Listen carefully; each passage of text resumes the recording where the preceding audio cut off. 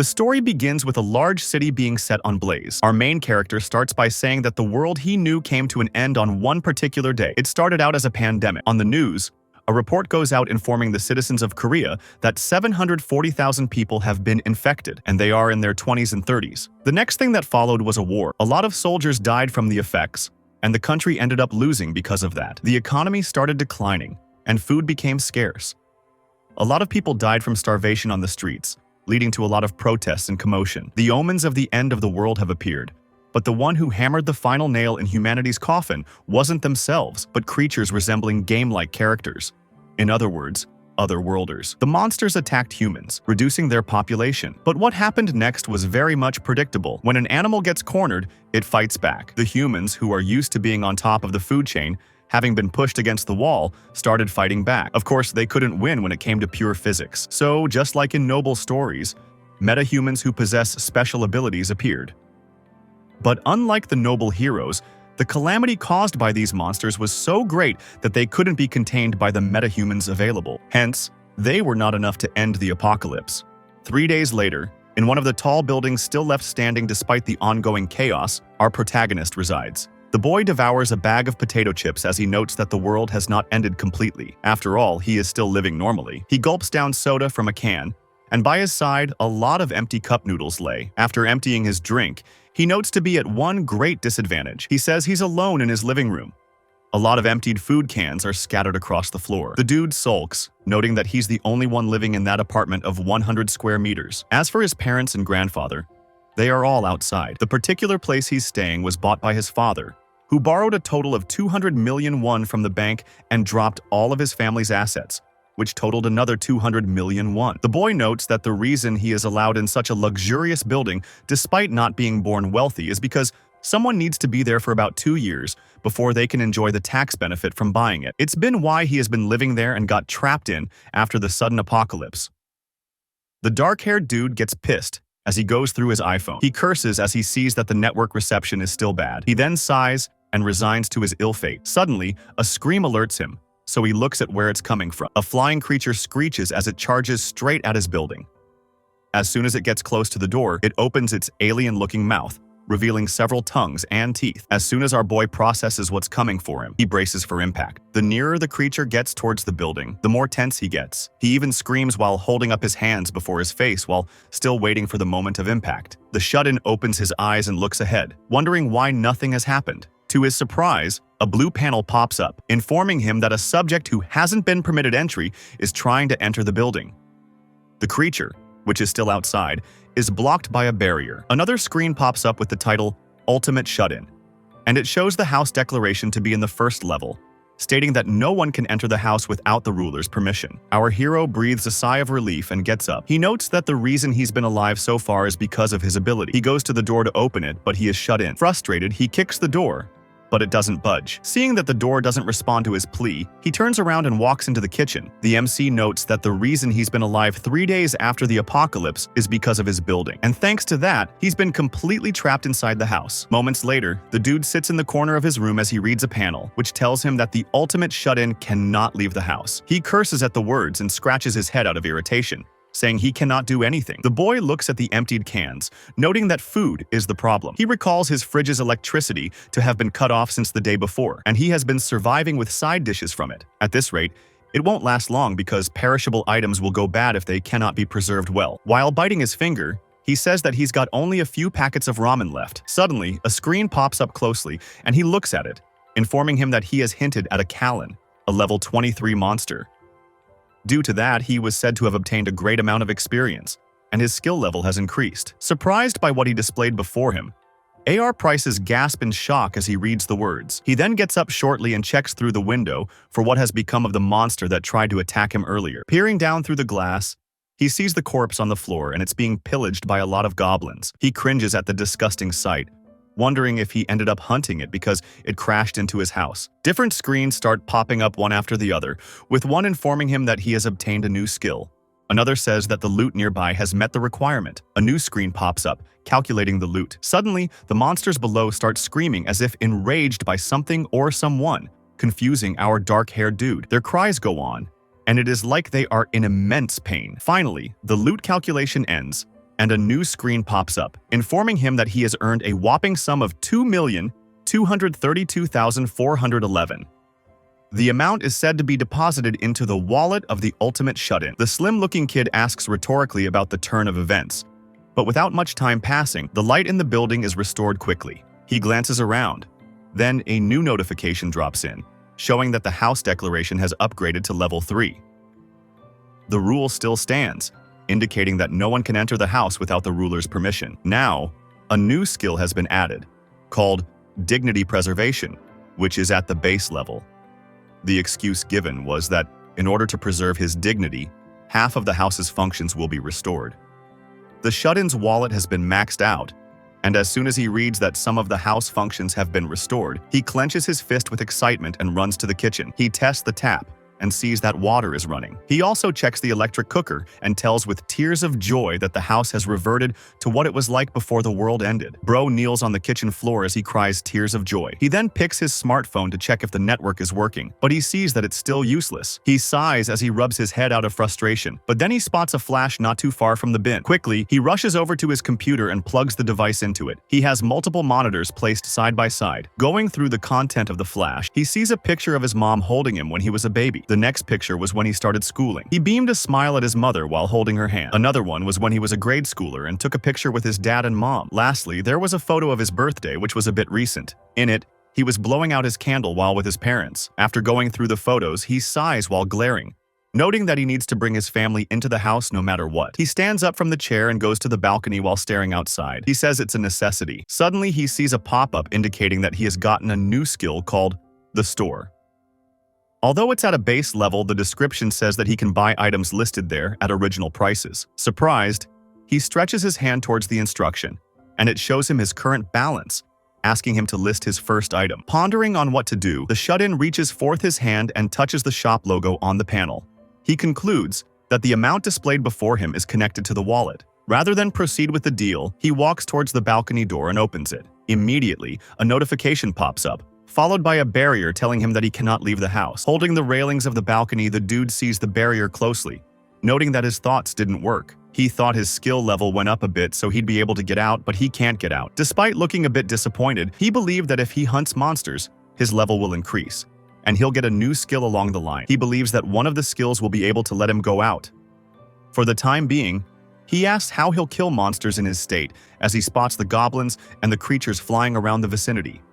He concludes that it'll be hard to expect a situation like what happened earlier. He looks at the goblins still feasting on the carcass and the other creatures and concludes that he might be able to kill them. He picks up a water bottle and prepares to launch it like a javelin. As soon as he releases it, the bottle flies several meters into the air before obeying the law of gravity. Upon spotting that the object leaves the building, our MC rejoices after learning that he can throw items outside the house. Since it's been confirmed, the boy takes a dumbbell, saying he'll try and use it next. Suddenly, screams of the goblins get to him from down below, so he checks to see what's going on. Upon a podium, some goblins signal to the others who are on the fallen monster that it's time for them to evacuate. As soon as they start going their separate ways, the malnourished boy yells at them not to leave as he sees them walking off. He then throws the dumbbell very far while praying that it doesn't miss. The object crashes into the dead creature, startling the goblins. They turn around to find out what happened. Immediately, our boy's expression darkens as he notes that he's in trouble. Looking behind him, he spots a dumbbell lying not far from him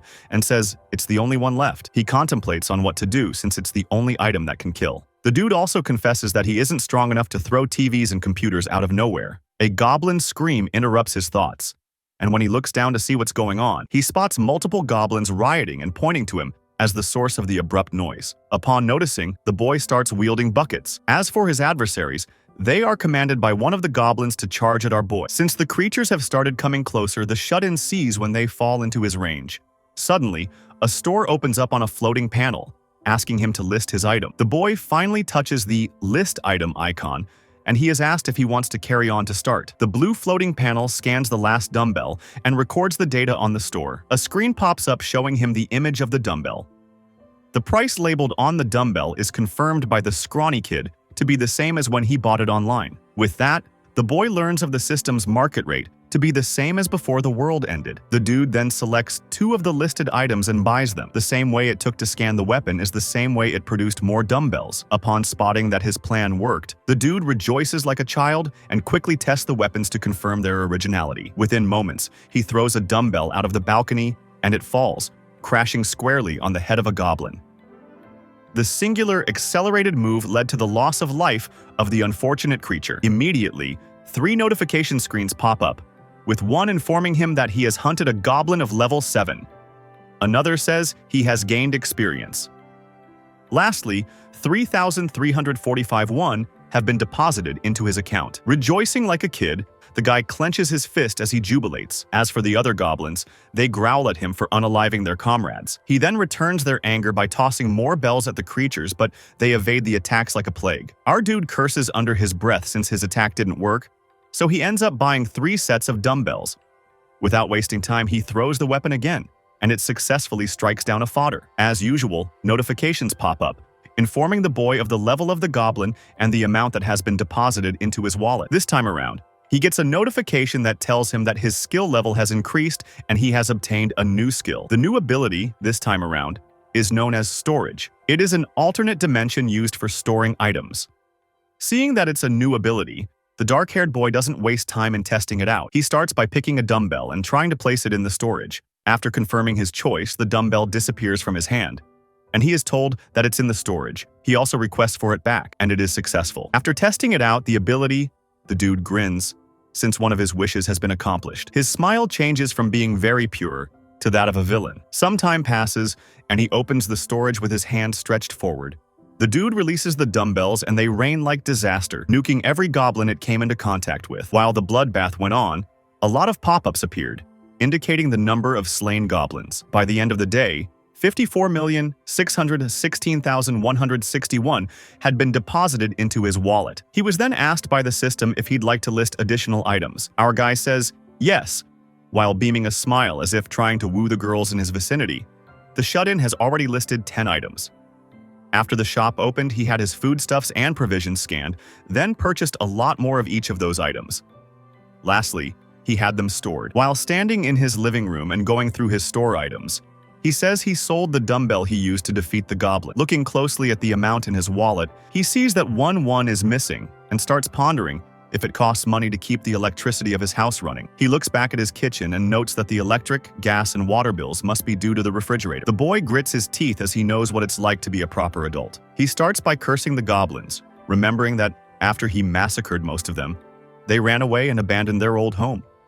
Ever since, he has only managed to kill 2 of them. In other words, it means he'll lose money if he doesn't see anything to hunt. The lad immediately gets agitated after drawing such conclusions and wonders if there are any other creatures he can hunt. He goes to the balcony to stare outside and only sees the head of the first monster that attacked him. Aside from that, the vicinity looks clear. Noting that there isn't a single monster, he plans to find another method. After waiting for some time, the dude wonders if he'll be lucky enough to have a dumb calic fly by. Still looking at the sky, he finally spots something flying towards his apartment.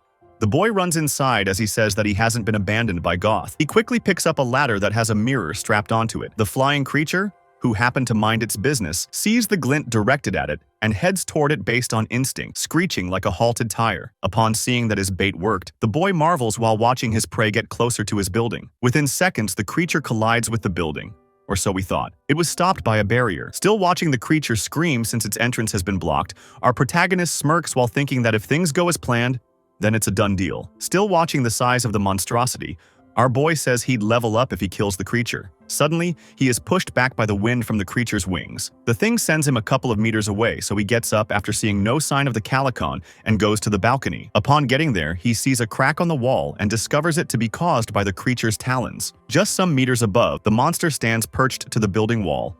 It bares its teeth at the boy, sending shivers down his spine. The monster raises its beak and strikes the barrier over and over, causing a pop-up notification to keep on warning the shud in that someone unauthorized is trying to get in. With each strike scaring the boy, he starts to worry if the monster will break through. Without wasting time, he stretched forth his hand and used the store ability while noting that he has to do something. The boy goes through the list of his stored foodstuffs, wondering how he plans to use it to his advantage. He looks keenly at the list, noting that, from what he has observed so far, Loot calculation only happens if the corpse is nearby. He recalls his goblin hunt not to have always been successful back then, when some survivors took the corpses of their dead allies away, and those corpses were not counted as loot. In other words, if the distance between the house and the target exceeds a certain meaning, then the loot calculation doesn't occur. Stealing his resolve, the boy asks if there's a way to kill the monster in one shot. His eyes finally settle on the canola oil item. At first, his brain boots, but when it catches up to him, he quickly purchases 10 bottles of canola oil. A question pops up asking to confirm his choice, but the dude says yes either way. Within a few minutes, 10 bottles appeared before him. He quickly picks them and runs to the kitchen. He picks up a pot and fills it up with the bottled oil. Quickly, he sets his electric stove temperature to maximum. While the pot gets hot, the boy straps paper onto a stick with the help of paper tape. He then dips the stick in oil. As soon as the oil starts bubbling, he summons his store ability, forcing it open, and then he affirms listing the item. The boy then pours the oil into one of those floating pop-up screens. As soon as he's done, the notification informs him that boiling hot canola has been listed. Quickly, the lad picks up a lighter and applies it on his stick, setting it ablaze. He then goes to the balcony where the monster still adamantly attacks. From the balcony, he yells out the command, ordering the summon of canola oil. Immediately, the hot oil pours on the monster, causing it to scream in horror. As it watches, the freak struggles with the pain. He takes out his stick while yelling at his foe to die and transfers the flame to it. Not knowing what happened at first, the creature screamed in confusion. But by the time it realized what's going on, the flames had burnt through the feathers. With the pain seeming unbearable, the creature screeches as it falls to the nearby ground. It cries out continuously as it dies, and eventually stops making any sound. The first notification after the monster's death was a congratulatory message informing the Shudon that he has successfully defeated the level 27 Kalak. He has gained a lot of EXP, and he has his skill level increased. At the base of the pop-up bar, a new message appears telling him that he has obtained a new skill. In the other panel, it calculates the loot, and sometimes it stops to call back his attention. The whopping sum of 9,000,001. The boy nearly freaks out while stating the amount since it seemed too good to be true. All of a sudden, another notification comes up claiming the requirements have been met. The next step will be the house territory expansion. After reading the message, our boy feels a strong force like an earthquake, so he struggles on his feet as he wonders what is happening. He holds his chest due to a sudden pain he felt in that moment. He sees that he can see beyond their room, and even up to their neighbors. Realizing that there are people, the boy, with the new ability, is shocked that he can see the neighbors in the house beside him. Our boy starts to witness a huge change around him. His body is flooded with information about nearby people. He receives information about the family next door. Information such as the name of the husband, Choi Hoonan, who happens to be in his late 30s, the wife Paran, who is also in her late 30s, their 6-year-old first child, Cho-nan, and their 3-year-old child, Choan. The system lets him know that he has discovered beings that meet the requirements of being taken in as citizens, and afterward, it asks if he'd like to give them citizenship. He gives it a quick thought. After finding it hard to decide what exactly he wants, he asks the system what will happen to the family if he doesn't give them citizenship. His reply is that beings not granted citizenship will be expelled from the house, meaning they will all be exposed to the threat of monsters. Determined to protect innocent lives, he gives all 4 of them citizenship. With that aspect settled, our boy decides to check if he's gotten any new skill related to citizenship unlocked, and just as you all expected, he did. He gets a new skill called Ultimate Eyes, and this skill allows him to monitor all of his domain, making sure that nothing in the house escapes his eyes. He checks if there's anything related to the citizens, and after going through, he finds out that each of them has a trust level. He also finds out that he's able to total a population of 600 for his current level. Upon checking out the husband, our boy also finds out that he has the ability to give out a quest to every citizen, and he can also expel them anytime he likes. He checks out the information needed for giving a quest, and he figures out that he's at liberty to give the description, time limit, reward, and even the penalty for failure. To test this out, he gives Hoonan a quest to hunt down 1 goblin with a time limit of 168 hours.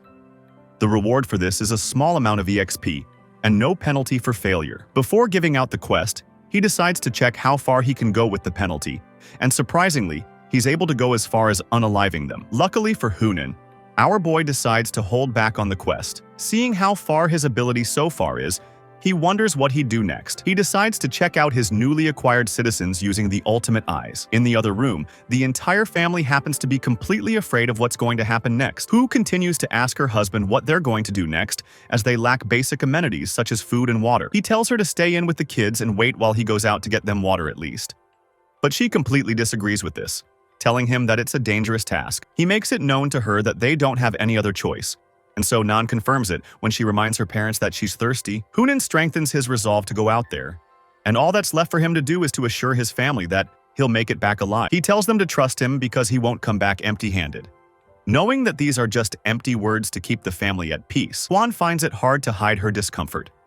After seeing how hard this family is having it, the MC turns off his ultimate eyes so he can focus on helping them solve their problems. He opens up the skill window, and it turns out that all of his skills, starting from the store, dignity preservation, and storage, are all on level 1. With a total of 3 points left, he decides to upgrade his store ability to the next level. This increases the number of items that he can list to 20. He also gets a 10% discount applied to the prices of all the items. Now left with 2 points, he decides to invest more in the store and dignity preservation, considering the fact that he might meet even more citizens from now on. He upgrades the store to level 3, and this increases the number of items that can be listed up to 40. It also grants him the ability to restore old items and turn them into new ones. Our boy opens up the store and then purchases Sammy water and Jedu tangerines. With the remaining points, he increases the level of his dignity preservation skill, which gives him the ability to register vassals, just like the government of a nation would do. He envisions providing electricity and water to the neighbors so that he can request a lot of things in return. As Hun Jun is about to head out, he turns back to take another look at his family. The look on their faces completely expresses how scared they are. He assures them that he'll be back, so they should protect the house while he's gone. The kids express their dissatisfaction with their father going out because they're sure of the presence of monsters outside. They remember vividly when the invasion began. While they were playing at the playground, huge monsters suddenly appeared from nowhere, forcing them to take to their heels as they prayed to make it out of the sight of the monsters in one piece. Luckily for them, back then, they were able to make it to shelter. Now, the thought of their father going out to face such disaster again makes them start to cry out loudly. Huan tries her best to console them, and seeing all this happening, Hungan starts to think within himself that this could be his last time seeing his family. Suddenly, they hear a sound at the door, and this scares them completely. The sound on the doorknob continues, and shortly after, a voice is heard asking them politely to open up the door. Hearing the voice, Hunan almost concludes it to be a person, but he doesn't leave it to chance, as he believes it could also be a monster. The voice asks again if there's anyone there, and the silence from the other side becomes deafening. After a moment of silence,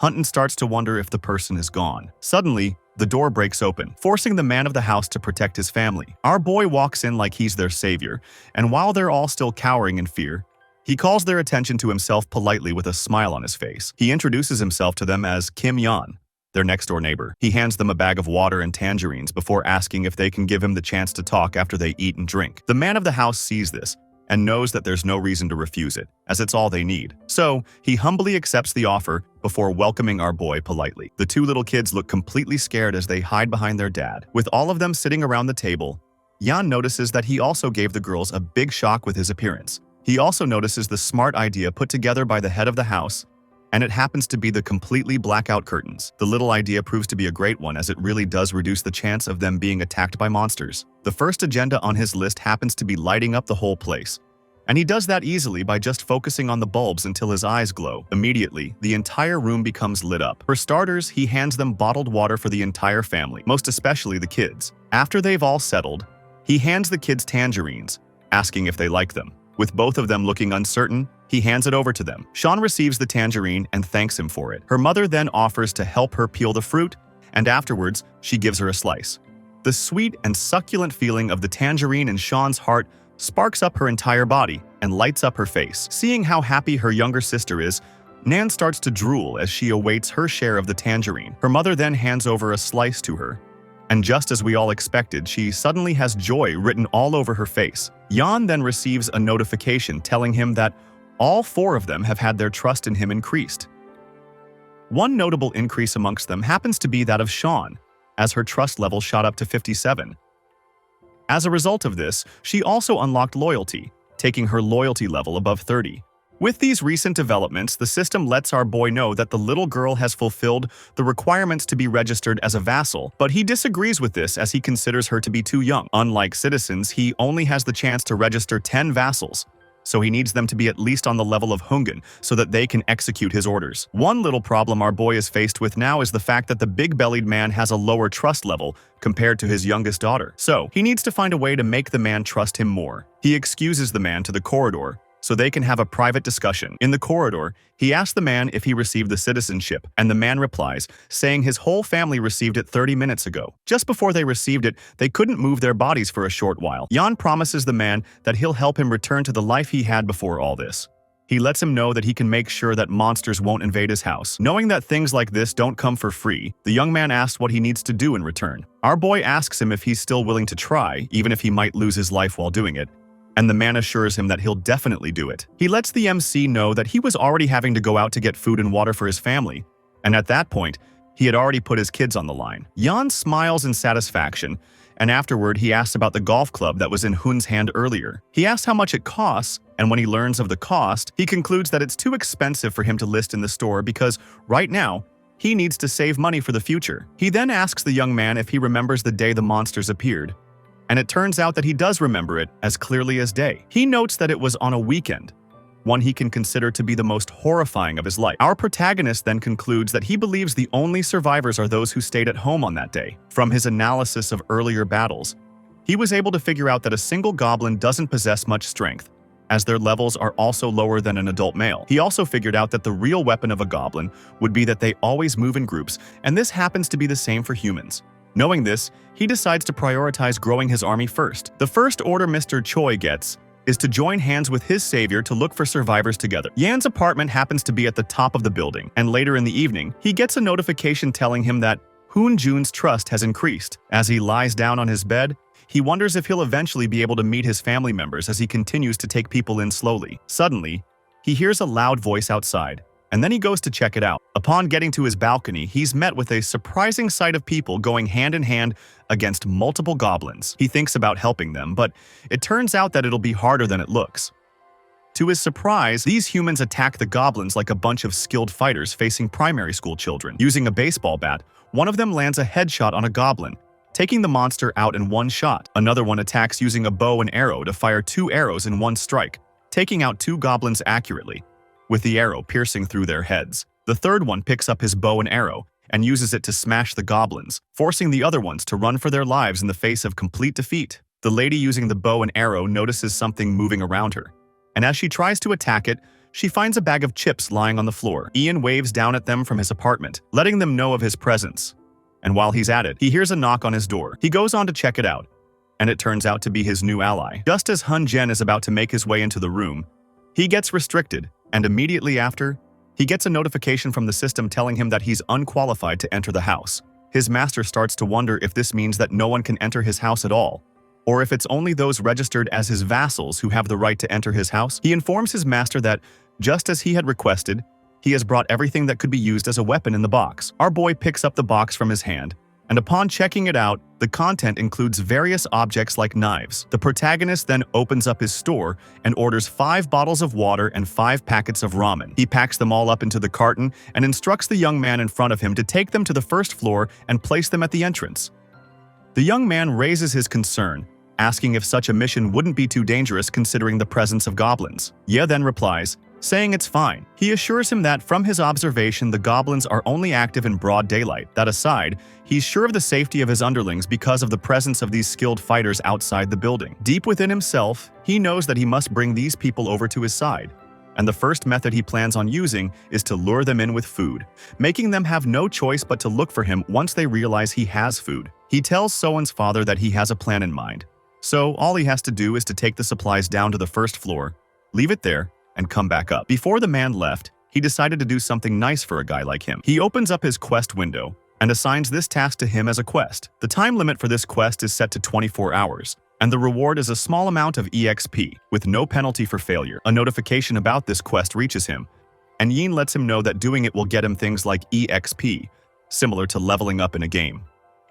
Currently, the young man is on level 9, so leveling up also guarantees him good rewards. Hoon makes his way down the stairs, taking each level one by one at his own pace. By the time he arrives at the first floor, he makes his way out of the building. The young man makes no mistake in arming himself as he holds the carton in one hand, while his golf club sits tightly in his other hand. After taking a few steps outside, he starts to get the feeling of being attacked by goblins, and this takes his entire body away from a state of ease. He starts to panic as he tells himself that he needs to get away, and just as he's about to take the next step, he slips and falls, letting out all of the contents of the carton he was holding. As he continues to tremble, he starts to scream out loud at his body, begging it to move at least. His body continues to remain in that position, refusing to move not even a centimeter forward, forcing him to give up to his oppressors. Just as he's about to accept his fate, a voice calls out to him, bringing him back to sanity. Agon receives a notification about an unauthorized entry, and he wonders what exactly it could be. He decides to take a closer look using his ultimate eyes skill.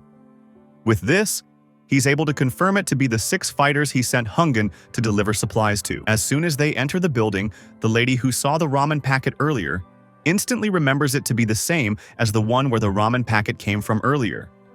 Hearing this, the others start to question if this place is where the food is, as they're already starting to run out of rations. Ian receives a notification from the system telling him that these beings meet the requirements for citizenship, and afterwards, it asks if he'd like to propose citizenship to them. Our boy notices the difference between this time and the initial time he learned about citizenship. This time around, the new guys have a choice, as it's a proposal.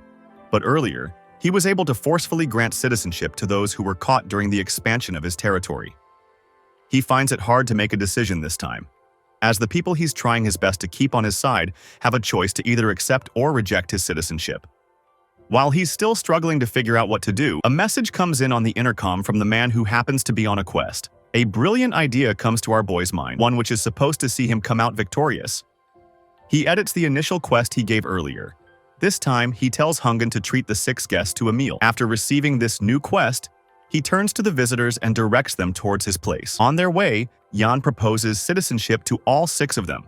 That is, Hangan Kang, Diaku Kim, Gang Yuyin, Kim Jin, and Moon Bangho. He also grants all 6 of them the right to access the 30th floor. Shortly after, he gets another notification telling him that the number of citizens has reached 10, and also the amount of EXP and money that his citizens earn have increased by 10%. He then checks the stats of the 6 of them, and it turns out that while they're all fairly skilled fighters, they all have low levels of trust for him, as the highest happens to be that of Uyin, the lowest level fighter but with a trust of 30. One person who catches the MC's eyes is Hadongan, a level 23 fighter with a trust level of 19. A fighter of that level will be as strong as the Kalak he killed previously.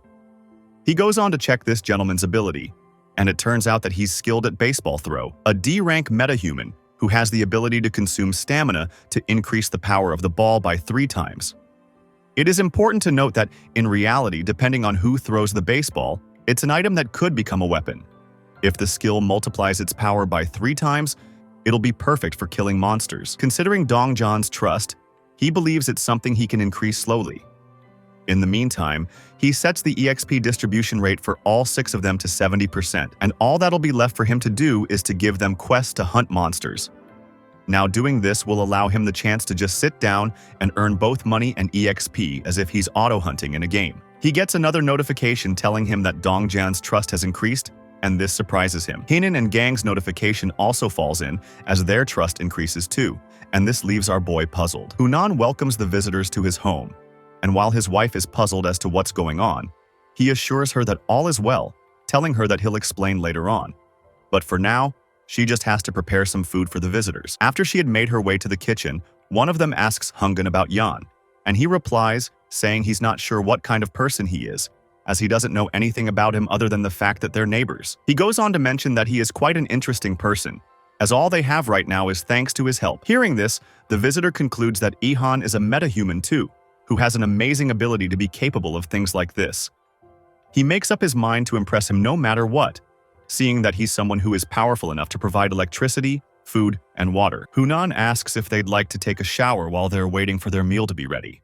The thought of having a shower in this current situation completely surprises the girls amidst them. Soon enough, it dawns on them that for the apartment to have electricity, It means that most of the facilities can be used, meaning they'd be able to get warm water as well. The man of the house goes on to let them know that he has a bathroom in the living room and master bedroom, so two people can wash up at the same time while the others take turns. Looking concerned, one of the visitors asks their leader if he believes the man responsible for all these good things is a metahuman as well.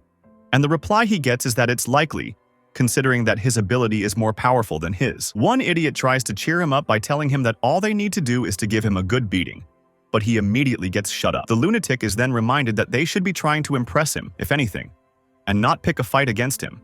He lets them know that their new goal is to obtain as much food as they can, and while they're at it, they should also ensure to read the room well. Bangho happens to be isolated as he's lost in thought, and when the leader calls his attention, he apologizes for not catching that. The leader also apologizes, as he believes he's the root cause of their problem. He believes that none of this would have happened if he hadn't invited them to his housewarming, but Bangho assures him that it's fine because the reason he attended the housewarming was because he wanted to. The leader then says to him that all they'll do next is acquire food here, and then go to his grandmother's place together. Bangho, still looking down, believes within himself that it's already too late because there's a low possibility of her still being alive. While the four of them are still having their discussion, the door behind them clicks and then it opens. The leader, Dongan, suddenly stands as guard, ready to attack as they all feel a huge presence arriving, but to their surprise, it turns out to be him. He assures them that he'll help them all, and from the confidence in his voice, they're all led to believe that he might be the one to save them all from this pit of despair. Huan apologizes to the party for their space being too small to contain them. The members of the team, who sit around the table while expecting dinner, quickly reply to her that it's their fault for showing up without dropping any notice. The lord of that small house, the big man in glasses,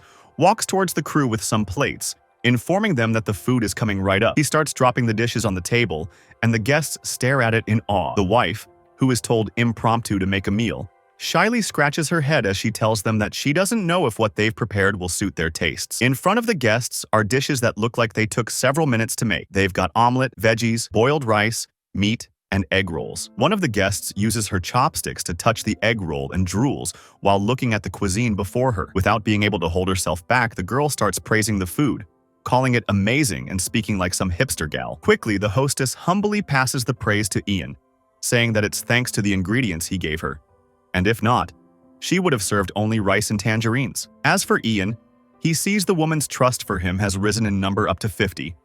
He inwardly admits to being surprised that her trust reached 50 before her husband's. As soon as everyone is settled, the people on the table chorus their words before digging into the food. On their faces are traces of joy and pleasure gotten from the taste of the delicacy. The member in a purple jumpsuit even confesses that the egg roll is very good. Another girl on the table asks her friend to confirm if the snack is like the type that Japanese restaurants serve. Instead of the boy answering her, she gets her confirmation from the chef, who asks them to enjoy their meal. From the corner of the house, the cook's daughter calls out to her mother, demanding for egg rolls. The mother then tells her to hold it in and promises to make them for her after their guests are done eating. She pets her teary-eyed daughter to console her, but to their surprise, the girl in a tracksuit calls for her, asking if she wants to eat egg roll with her. As innocent as ever, the child dashes to her new benefactor and sits on her lap while stretching her hands to showcase agreement. The lady then picks an egg roll for her and feeds the child. Watching the girl silently are her parents, who note that she shouldn't have eaten from a guest's food. The shootin humbly asks the parents to eat with them since there's enough to go around. After being asked to join in, the couple look at themselves and agree to dine with them. When the whole house digs into their food, Jan notes that it's been a while since he had a proper meal with people around. He remembers the paper attached to one of the perishable goods in the freezer. From the description, it is highly implied that the letter was written by RMC's mother. As he gobbles up his meal, he hopes everyone is safe. Minutes later, the feast before them is plummeted down to nil. By then, Twin Buns tells her mom that she's sleepy while rubbing her eyes. The woman then carries her daughter and tells the other one that it's time they head back to bed. With the father left in the sitting room, he sits with the other members and listens to what Yen has to say. Our prod cut starts by continuing the conversation they had earlier. He asks one of the members there why he isn't able to go to his grandmother's house despite being nearby. The lad in question speaks up, saying it's because of the goblins. The shootin asks again to confirm what he just heard. There, he learns that the underground park of the apartment is a good place for hiding themselves. That's where the goblins decided to make their base. As Ihan absorbs what he hears like a sponge, the other dude estimates the number of goblins present in the car park to be at least a few thousand. While pondering, the shootin states that his ability only applies until the 30th floor, And that's why the goblins can come into the apartment building via underground. The dude with the missing granny says that they saw that all the apartment's entrances were linked to the underground, so they dared not go out. The Shootin then informs them that he remembers side roads existed, but he learns from them that there exists a monster that looked more dangerous than the goblins. He is told that such a creature looks like a wolf or a bear, and the only reason they were able to escape from the creature was because it was fighting a group of goblins. The Shiden ponders on what he just learned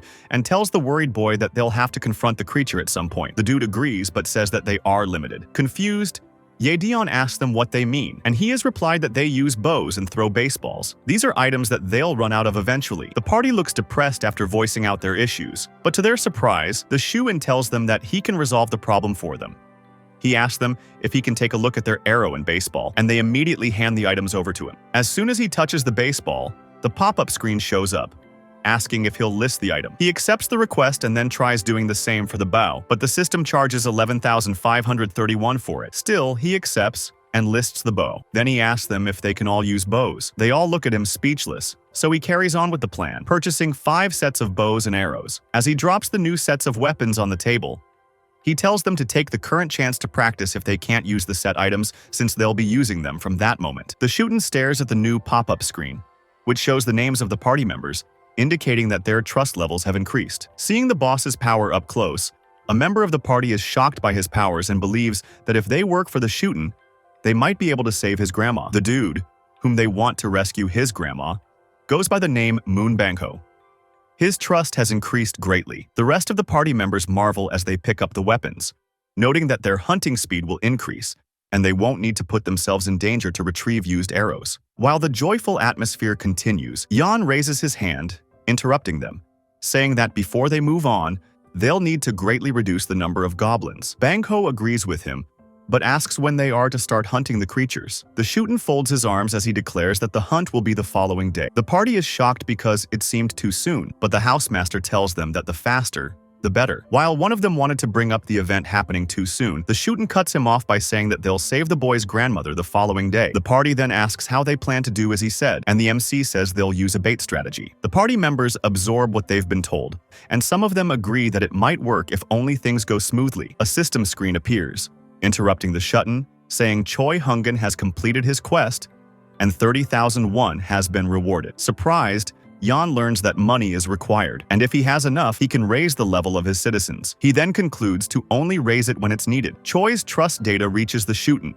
and he learns that the father's trust has reached 50, unlocking loyalty. Not long after, it shows the man's loyalty to have surpassed 30, and a new pop-up shows that he has met all the requirements to be registered as a vassal. A question pops up showing the man's data and asking if he should be granted the position of a vassal. Yan accepts, and immediately the man in glasses feels a surge of power in him. He then voices out that something had happened to him. As for the Shootin, he reads the messages, which inform him of his first new vassal. As a reward, he has been granted a skill called Vassal Summon. The ability means he can summon the vassal into his house, but he can only do it 2 hours after they have first been summoned. The new ability added to Choi Hungan is the Strength of a Gorilla. It's a passive skill, which the father of 2 got as a reward for being a vassal. The EXP and gold earned by the first vassal will be doubled, and the Shootin can use Ultimate Eyes to summon him within 5 meters of his house. The dude sees a plus icon and clicks on it. He is then asked if he'd like to use 1,000,000 won to increase Choi's level. He immediately gasps in horror at his dwindling funds, and his expression is even spotted by the party members. He quickly refutes there being any problem after being asked out of concern if anything is the matter. So he throws the question to Choi. The man then replies that he feels like his strength is overflowing, asking if the Shootin was the one who made him that way. He affirms, and Four Eyes says that he feels like he has become 10 years younger. The man looks at his left hand while he can see the strength flowing through it. The Shiden smirks at the reply and tells the man that he wants him to also join the mission. The man is shocked since he didn't expect it, but he picks up the bow and arrow nevertheless, although he looks super disturbed since he doesn't want to join the rescue team. The Shootin notes that with the vassal joining them, the citizens will receive a 10% bonus, while Choi himself will receive double the EXP, meaning his gains will be astronomical. He is then ordered to kill as many monsters as possible. Reluctantly, he agrees to the task. In response to that, Yan beams a bright smile at him as he says that he'll be counting on. The following day, on the first floor, the rescue party walks through. One of them asks a guy named Dongon if there's really a need to check the first floor since the windows are broken, and the place generally is in a bad shape. Donggon then replies that they should check regardless since they are the rescue team. It is the first mission given to them by the Shuten. They are to rescue all the survivors in the building and transport them to the 30th floor. One of them says the crux of the mission is to lure large numbers of goblins into the apartment building and kill them. To do that, they need to find as many survivors as they can. After reciting what they'll have to do, the leader tells them to start checking from Unit 10,001, saying they should also stay alert since they do not know where the goblins might pop out from. They do as they are told and walk to the first rooms on the ground floor. But upon entering the place, they gasp at the horror before their eyes. The window to the place was broken, and there were bodies everywhere. Donggon immediately tries his best to contain his emotions before telling his party to carry on with the mission. Each time they get to a door, they see it's broken, and the people there are no more. After checking the first floor, the group leader covers his eyes sadly as he curses that there's nothing on the first floor. He then demands that they go to the second floor. Quickly, they do as they are told, and the sight on the second floor scares them more than that of the first. Quickly, they head to the third floor. There, they see a locked door. Donggon hurriedly bangs the door, asking if there's anyone in the building. The others join in as they bang other locked doors, but they do not get any response. The deafening silence passes a message to them, so they lower their heads. The team leader instructs them to go higher. When they reach the fourth floor, he bangs on one of the locked doors, asking loudly for survivors and saying that they are the rescue team. Fortunately, the door opens up slightly, and a scrawny-looking man inside shows his face, asking if they are really who they claim to be. A wave of happiness swoops down on them as they have finally met a survivor. The old man asks for water, claiming to be very thirsty, and Donggon quickly offers him a bottle. After collecting it, the team leader tells the man that they are also fellow residents of the apartment, but they are there to rescue survivors. He tells the man that there's a place safer than where he is, and asks that they go together. The man stares at him silently for a moment before shutting his door. He then opens it widely, revealing two other people inside. He stretches forth his hand at Donggon and apologizes for being paranoid, introducing himself as Hong Yumu. Quickly, the team leader takes his hand and tells the man his name. He then tells the girls on the team that he wants them to take the people to the 30th floor before coming back. They accept the order without any question. Surprised, the old man asks why they are going to the 30th floor and not leaving the apartment. But before he can get an answer, his carefree son steps out of the door. While talking to his father, he reminds him that he once said a rescue team would come for them, and he suspects that they have a helicopter waiting for them. The lady in purple tracksuit corrects the man by saying that on the floor they'll get a warm meal and shower. Upon hearing the latter half of the statement, the man's daughter speaks up, asking if it's true. And as soon as she is told the shower was a warm one, the lady rushes out of the room. She yells at her dad to stop wasting time so that they can go quickly. Still a bit concerned, the man stares at his children, but he finally agrees. Back in the Shuten's apartment, Yan sees that the number of citizens he has is around 40, and the EXP and gold that they earn have been increased by 90%. Later, it is shown that the mission was a success, and they managed to rescue several people. The elderly and children were taken to Fatty's house, where everyone seemed happy. The younger members stayed in the hallways. Han confidently confirmed that there were now a total of 40 people, with no one missing from the search. Kojun thanked everyone for their excellent work. Kojun then activated his skill, Absolute Eye, causing his eyes to turn black as he carefully observed every movement his citizens were making. He saw them carrying chairs, working with cables on the stairs, hauling ropes, and even climbing the stairs with a very heavy object. After ending the skill, his eyes returned to normal, and, smiling, he told Han it was time to begin Phase 2 of the goblin hunting operation. Now, in the hallway, Han, alongside the other members, called for focus and explained the plan and how it would work. Everyone listened patiently as Han detailed how they would lure out all the goblins hiding in the basement. Initially, they would start on the first underground floor, B1. The group would divide into two teams with the goal of attracting and clearing out the goblins on B1. Afterward, they would proceed to B2 to eliminate all the goblins there as well. A boy with glasses raised his hand and voiced a question. He asked what they would do if more goblins appeared than anticipated. He also mentioned that if the goblins counterattacked, the bodies on the floor might obstruct their escape. The archer and Han confidently assured him they could handle all the goblins on their own since they now had plenty of arrows. Unlike before, the boy with glasses nodded in agreement and said he trusted them. Suddenly, they heard a strange noise. Turning toward the source of the sound, they noticed a small group of 3 goblins ready to attack. Without giving the goblins a chance to make the first move, the archer drew her bow and, with 2 quick shots, hit the heads of 2 goblins, leaving only one alive. Without hesitation, the man with the bat charged forward and, with a single blow, smashed the remaining goblin's head. The 3 goblins now lay lifeless on the ground. The boy with glasses questioned the man with the bat, asking why he was using the bat when he had previously said he would need a bow to defeat goblins. The senior admitted they were right. Meanwhile, the archer pointed to the goblin bodies, noting that they were disappearing shortly after being defeated. The newcomer wondered if this phenomenon was also a skill of Ko-jun. Han declared the mission on that floor complete and announced they would now proceed to B1. The newcomer, still lost in thought, remarked that he had expected Ko-jun to have a solution for dealing with the goblin bodies. The system then alerted the group that the citizens' trust was increasing. The scene shifted to Ko-jun sitting calmly and opening a bottle while a series of system windows appeared in front of him. He found the moment quite enjoyable. He remarked that it wasn't intentional, but reassured himself that he was still keeping an eye on everyone. The system sent another notification showing that Moon's trust had reached 50, unlocking loyalty. The loyalty stat had surpassed 30, meeting the conditions for registration. Ko-jun was surprised by how quickly he had achieved these stats. However, he noted that the faster this happened, the better it would be in the long run. Sitting on the floor and staring thoughtfully at the system window, Ko-jun reviewed Moon's stats, 55 in trust and an impressive 88 in loyalty, along with other attributes. Ko-jun was surprised by the 88 loyalty, but remained calm, considering it a positive outcome. With an ironic smile, he pressed a button on the system window, declaring that the time for retention registration was complete. Back in the basement on B1, the entire group was fighting fiercely against the goblins. Suddenly, the newcomer began to emit a blue light, similar to what Fatty had done before. Holding his bow, Moon, the newcomer, was stunned as lightning surrounded him. The other group members were equally shocked, questioning what was happening. Even the goblins were confused, unable to see due to the intense glow radiating from Moon. After revealing his red eyes in the darkness, it was also shown that the goblins couldn't withstand the brightness emitted by the newcomer, leaving them momentarily blinded. Han shouted that he didn't know what was happening, but it was an opportunity they couldn't afford to miss. Part of the group quickly ran to create distance,